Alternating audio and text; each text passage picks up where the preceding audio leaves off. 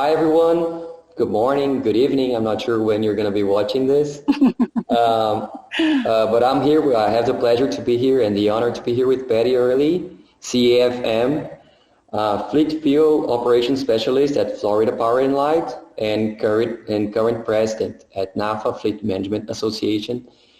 A very nice person and a very, very good fleet manager. So thanks for having us, for taking the time for this interview, Patty, to talk to our Brazilian friends. Thank you for having me. Our pleasure, always. I'd like to start it by asking you, NAFA just recently held its first virtual event, the INE. What was the reaction of your audience to the online event? How was it different, the good and the bad parts of it? Well, while we would have all liked to have been there in person, like a normal event, everything that I've heard has been very positive. I think it really exceeded our expectations for a virtual event. The platform that we were able to use was very interactive and really almost made you feel like you were at an event. One of the good things about a virtual event is that we had a number of people who normally can't attend the INE because their employers won't allow them to travel. So for the first time, they were really able to experience the INE and take advantage of the learning sessions. I think also since the courses were available online for 2 weeks after the event was over, it gave people the opportunity to attend sessions that they couldn't attend because they were in another session. So it really helped you take full advantage of the courses that were offered. Yeah, to me, one of the things that was really nice is, first of all, being able to bring more content to Brazil, and I thank you for that. It's something we would never be able to do, or we would need a lot more infrastructure to do that if we were in person, like we are every year. But also the opportunity to revisit some of the sessions. Like I usually take lots of notes and everything, and when I was watching, I was like, okay, this is something I missed. Like by the end of the session, I was like, okay, what was that information? And then I got back to it a few days later, and it was great. I really think you delivered a very good interaction as well. Chat was fun. It was like as being part of it. I think the only thing I missed was like the conversation in between sessions, the atmosphere. For us, it's different, like to travel there, but apart from that, different people than we used to see, and maybe different content as well, because people are able to participate, like giving sessions from elsewhere as well. So congrats on that. If you could summarize the event, what are the most important insights that you got from it? And like in general, like in fleet management and also in the event scenario. So I think that's a really difficult question to answer, about what's most important. There were sessions that covered so many different things that are really crucial to fleet management right now. Things like predictive analysis of all this data that we're getting. There was an interesting session about the 11 essentials of fleet management that I think is really great for anyone, especially starting out in fleet. There were a couple courses that covered safety, policy, change management, which is a really big thing in a lot of organizations right now. Of course, sustainability is always a big topic with us. Life cycle cost analysis, another really big one, data security, and then, of course, our legislative updates from both the U.S. and Canada. So there really were courses for every segment of the fleet industry, and whatever your particular interest is, I really think that we helped the fleet managers look into 2021 and see what's down the road.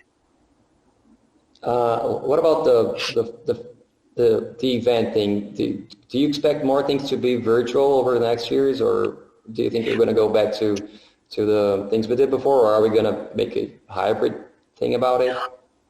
What we're looking at is a hybrid. So while so many of our attendees really want to attend in person and get that personal interaction with other fleet managers, like I said, there are a number of people who aren't allowed to travel. And, right now, too, there are a number of people who their budgets might be tighter. So I think we will do a combination of an in-person and virtual event. So really kind of the best of both worlds. That's good. That's good. I think we learned a lot from it. We were forced to, but in the end, we can get some good things from it, right? Exactly. At the INE, you were asked one question that I would like to ask you again. When you first heard of COVID-19? And what were your first thoughts about it, and how did it impact your activities as a fleet manager and as NAFA's president? So I believe it was sometime around the end of December when I first heard of COVID. It was a news story. At that time, it didn't seem like a big impact to us. But as time went on, it became more apparent that it was going to have a huge impact on us. I don't think any of us really had any idea, into the middle of March, just how much it was going to impact our operations and our lives. How did it impact your operations? So we started working from home. Those of us that could work from home did. Of course, people like our fleet technicians or mechanics, that's not an option for them. So we went from the middle of March until the middle of June, working from home if possible. And even now, we have a third of the people going into the office at a time. So I'll be in the office for a week, and then for 2 weeks I work from home. We've had to change our shop operations. So we have split our shifts, and we're not having the mechanics in to interact with each other for, trying to save that interaction so you don't have the possibility of cross-contamination and infection. The way that our vehicles are cleaned has changed. So it's changed basically every aspect. We also have crews, that normally would ride together are now not riding together. And of course, the way that we deal with hurricanes, hurricane restoration and storm restoration is a really big part of our business. Mm-hmm. And the way that we have to deal with that whole process, yes, the way that we deal with that whole process has really changed. Yeah, that interaction was something we would foster before COVID-19, right? Right. We would try to make people get in touch and exchange ideas and everything. And now it's different, of course. Do you think it's going to stay that way? Like when you think about the industry as a whole, do you think more people are going to be working from home over the next years? I think that really depends on the organization. I think a lot of organizations are going to keep people from working at home. I believe my organization, we will all go back into the office at some point at the same time. But for now, we'll keep doing what we're doing. Travel, has been greatly reduced. So fleet operations have changed significantly. Virtual meetings are taking the place of in-person meetings, as we're talking about right now. Yeah. When you look at people with sales fleets, the sales calls are being done virtually, so there's no need for them to be driving to their sales appointments. People like universities don't have as many of their students on campus. They're doing more virtual learning too. So the transit needs on campuses are different. I think with municipal fleets, the tax revenues are down. So they're having to look at ways to cover budgets. And like I said, with us, we're actually using more vehicles because we're trying to avoid having people ride together. I think one of the big things we're going to see from this is fleets looking at how many vehicles they have in their fleets, and do they really need that many vehicles anymore, or do they need more? So I think there's going to be a big push for right sizing. Mm-hmm. Both ways, right? Like even exactly, it might be a larger fleet, and it might be a smaller fleet, or correct. Where you're at. Correct.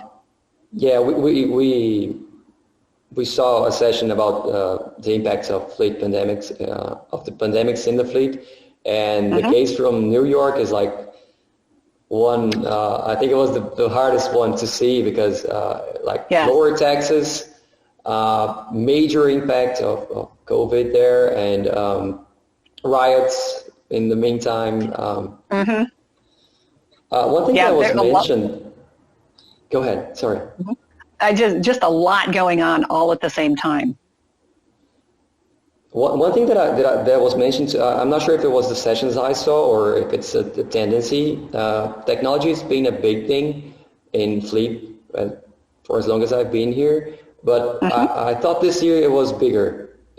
I'm not sure if it was because of the working from home part of it or because I'm not sure, but like I felt like technology was part of most of the sessions I saw at least, and it played a big part in all of them. Would you agree to that? Absolutely. I think technology is changing so quickly that, the things that we thought were innovations 2 or 3 years ago are now more standard. You're getting a lot more data from your vehicles. You're getting a lot more a lot more instances where you can use that data. We are being inundated with data from our telematics, and we have to figure out how to best use that, for our fleet performance. So yeah, technology in the fleet industry is huge right now. Well, another thing you mentioned before is sustainability. I think NAFA has played a very important role in that in the U.S. and I think you guys are ahead of us here in Brazil, and it's part of the whole. I can see it as part of the whole industry. And what are the trends you see for the next years in that, and what role do automakers play in that as well?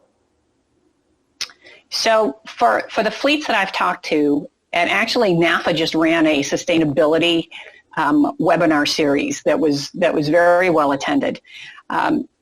Organizations in both the U.S. and Canada are very, very interested in sustainability. It's a big initiative for most of the people that I talk to. The automakers are coming out with a lot more electric vehicles, which is a great option for some fleets. I think there are over 30 models of electric sedans that are on the market right now. So that's a great option for fleets. But, electric vehicles don't work for everyone. There are a lot of different solutions depending on your fleet, what the best solution for you is. We see a lot of interest in propane and compressed natural gas. My fleet uses a lot of biodiesel. Some fleets use ethanol.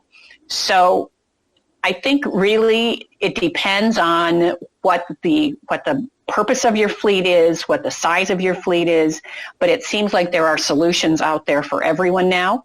And it may be a variety of solutions. Would you say that this tendency comes from legislation? Is it customers? Where does this pressure, in lack of a better word, comes from for sustainability? I think corporations and governments are trying to be sustainable, and it's those broader corporate or government initiatives that really are pushing the fleets to be more sustainable. So, I know there's a lot of debate on climate change, but I think most organizations see that we need to do something to help alleviate climate change and carbon output. So, yeah, I think it really is coming from the corporate level. I know my company is very, very green company. So, it's just a natural fit to have the fleet also be a very green fleet. I agree. Patty, you're a CAFM graduate, and we also have a program here in education in Brazil, the PGF program. We're partners in that. How important are certifications like that for a fleet manager's career, in your opinion? I think getting a certification is very important. It really shows a commitment by the employee to their employer that they're going to learn new skills. They're going to stay at the forefront of the industry, really learn the industry best practices, and better themselves professionally. So, and on top of that, I think it really helps the employee feel more confident in their job, and it helps them to advance in their organization.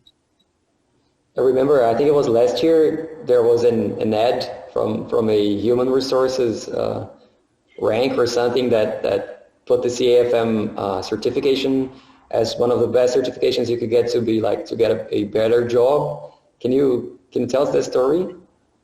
Exactly. So the site is monster.com, and it is an employment website that helps people find jobs. And they had a listing of the top 10 certifications that you could get to advance you in your field, both professionally and salary-wise. And the CAFM was listed in the top 10. So we were very happy to see that. That was not among something... all careers, among like all certifications. Of all certifications, correct. So it was not a study that we were even aware was going on. So we were very surprised and very happy to see it listed in the top 10. Yeah. I remember we held a session last year talking about certifications, and I had the honor to be with Patty in an event in Miami, I think it was. And yes. We were talking to fleet associations, and they were thrilled to see certification programs and happening, and we were talking about a global program as well. Do you think that's a doable thing to have a global certification or at least some global standards for fleets? I think some global standards are good. Fleet operations are very different because of legislation, local laws in a lot of companies. But I think we can have a program where there is a basic level of what fleet managers need to know, and then it can be adapted to whatever the local laws and rules are for that particular country. Nice. We should get back to that topic in a different absolutely. Yes, we actually had that discussion not long ago. Right now, I was remembering that day. It was a very nice day, and I think we can learn more from each other globally as well. Absolutely, yeah. Because it doesn't really matter what country you're in. The basics of fleet operation right sizing, the principles are the same. Absolutely, absolutely. So yeah, there's a lot we can learn from each other. And I think that's somewhere we really need to get back to that discussion. We definitely learned a lot from you, from NAFA, over the last years. One final thing I'd like you to comment on is the state of the industry panel you held at the event had 3 associations, and it featured 2 women leading those associations.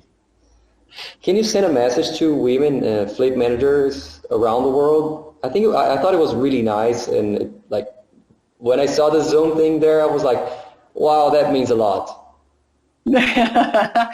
Well, at one time, fleet management was thought of as an industry for men, and I will tell you, I have been in fleet management for well over 30 years. I think it's actually getting close to 40.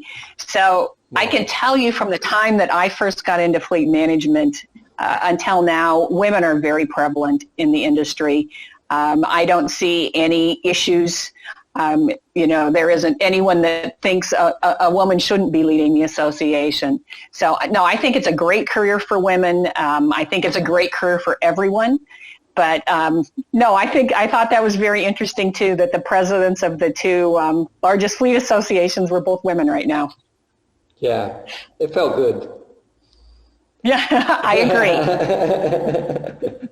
Well, thank you very much, Patty, for taking the time, for letting us be part of this journey with you. It's always very nice to have NAFA as a partner, and you guys as friends. I'm glad to say I call you guys friends. So I hope next year, I'm sure it's going to be a different year again. We're going to have to relearn most of the things we did this year, but I'm sure as well that NAFA is going to do a great job, and I hope we can see each other again virtually, hybridly. I'm not even sure if that's a word, but I hope we can stay in touch. So thank you, and congrats for leading the association.